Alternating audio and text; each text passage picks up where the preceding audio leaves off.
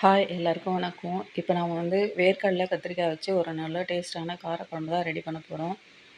அதுக்கு வந்து மொதல் நாள் நைட்டே வேர்க்கடலை ஊற வச்சதை நல்லா வாஷ் பண்ணிவிட்டு குக்கரில் 2 விசில் வச்சு எடுத்துக்கலாம். அதுக்கு தேவையான அளவுக்கு ஒரு பெரிய நெல்லிக்காய் சைஸ் அளவுக்கு புளி எடுத்து நம்ம ஊற போட்டுடலாம். அதுக்கப்புறம் 2 பெரிய பூண்டு எடுத்து உரித்து வச்சுருக்கேன். 3 தக்காளி, புளியை கரைச்சி வச்சுட்டேன். அதுக்கப்புறம் வந்து வெங்காயம், கருவேப்பிலை, கத்திரிக்காய் இதெல்லாம் நறுக்கி வச்சுருக்கேன். வாணலியில் வந்து நல்லெண்ணெய் இல்லாட்டி கடலெண்ணெய் 2மே யூஸ் பண்ணிக்கலாம். நான் கடலெண்ணெய் தான் சேர்த்துருக்கேன். அதில் வெந்தயம், கடுகு போட்டு வெங்காயம், கருவேப்பிலை சேர்த்து நல்லா வதக்கிக்கலாம். இது நல்லா வதங்கணும். வெங்காயம் எந்த அளவுக்கு வதங்குதோ அப்போ தான் டேஸ்ட் கொடுக்கும்.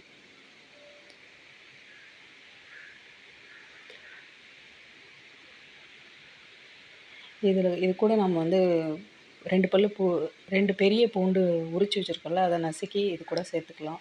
இதையும் சேர்த்து நல்லா வதக்கிக்கலாம். நல்லா வதங்கினதுக்கப்புறம் நம்ம அரிஞ்சு வச்சுருக்க தக்காளியும் இது கூட சேர்த்துக்கலாம். இதையும் சேர்த்து நல்லா வதக்கிக்கலாம். என்னடா இது காரக்குழம்பே போடுறேன்னு பார்க்காதீங்க. இது மீன்பிடி தடைக்காலம். அதனால் மீன் ஃப்ரெஷ்ஷாகவும் கிடைக்காது, ரேட்டும் அதிகமாக இருக்கும். அதனால் சரி இந்த மாதிரி சமயத்தில் இப்படி காரக்குழம்பு எதனா வச்சு சாப்பிட்டா தான் உண்டு. வேர்க்கடலை பாருங்கள், 2 விசில் வச்சு எடுத்தால் நல்லா குழையாமல் நல்லா திட்டமாக இருக்குது. இப்போ நம்ம வந்து இதுக்கு தேவையான அளவுக்கு மசாலா ஐட்டம்லாம் சேர்த்துக்கலாம்.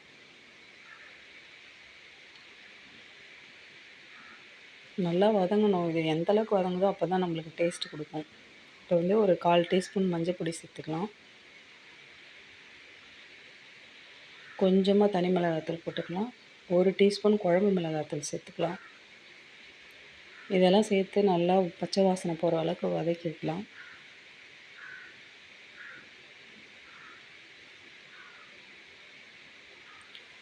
நல்லா பச்சை வாசனை போனதுக்கப்புறம் கரைச்சி வச்ச புளியும் இதோட சேர்த்துடலாம். சேர்த்து குழம்பு நல்லா ஒரு கொதி வரும்போது நம்ம அவிச்சி வச்சுருக்கிற வேர்க்கடலையும் இது கூட சேர்த்துக்கலாம். வேர்க்கடலை சேர்த்துட்டு இதுக்கு தேவையான அளவுக்கு நம்ம குழம்புக்கு தேவையான அளவுக்கு உப்பு சேர்த்துக்கலாம்.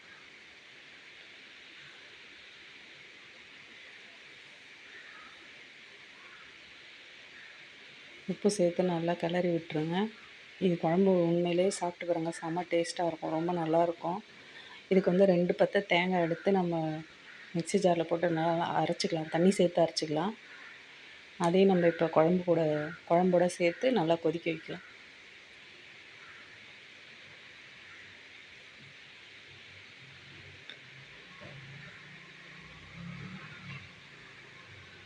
இதுக்கு இடையில நம்ம வந்து கத்திரிக்காய் நம்ம ஃபஸ்ட்டே முதல்ல போட்டோன்னா அது குழஞ்சி போயிடும். அதனால் நம்ம வந்து கத்திரிக்காயை வந்து லாஸ்ட்டாக தான் போட்டு தான் இறக்க போகிறோம். அப்போ இது வந்து ஒரு வாணலியில் தனியாக வந்து கொஞ்சம் நல்லெண்ணெய், கடலெண்ணெய் எதுவும் சேர்த்து நல்லா கத்திரிக்காயை வதக்கி எடுத்துருங்க.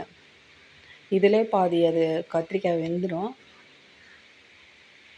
இப்போ நம்ம வந்து இது குழம்புல சேர்த்துக்கலாம். நீங்கள் முன்னாடியே கத்திரிக்காய் போட்டு வதக்கி குழம்பு செஞ்சிங்கன்னா அது வந்து கத்திரிக்காயெல்லாம் குழஞ்சி ஒரு மாதிரி ஆகிடும். இந்த மாதிரி கத்திரிக்காய் சேர்க்கும்போது கத்திரிக்காய் பார்க்க முழுசாகவும் இருக்கும், நல்லாயிருக்கும். எடுத்து சாப்பிட்றதுக்கு நல்லாயிருக்கும்.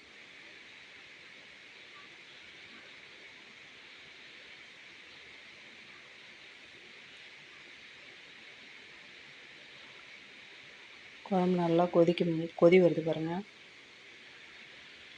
இந்த சமயத்தில் நான் லாஸ்ட் வீடியோவிலே சொல்லியிருப்பேன், ஒரு பாட்டி சொன்ன பொடின்னு சொல்லிட்டு.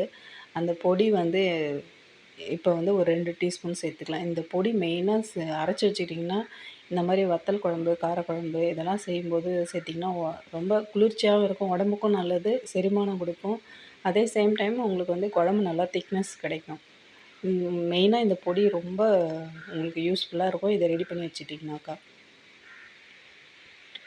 பாருங்கள், இப்போ குழம்பு எந்த அளவுக்கு திக்னஸ் கொடுத்துருக்கு பாருங்கள். நல்லா குழம்பு சூப்பராக ரெடி ஆகிடுச்சு பாருங்கள்.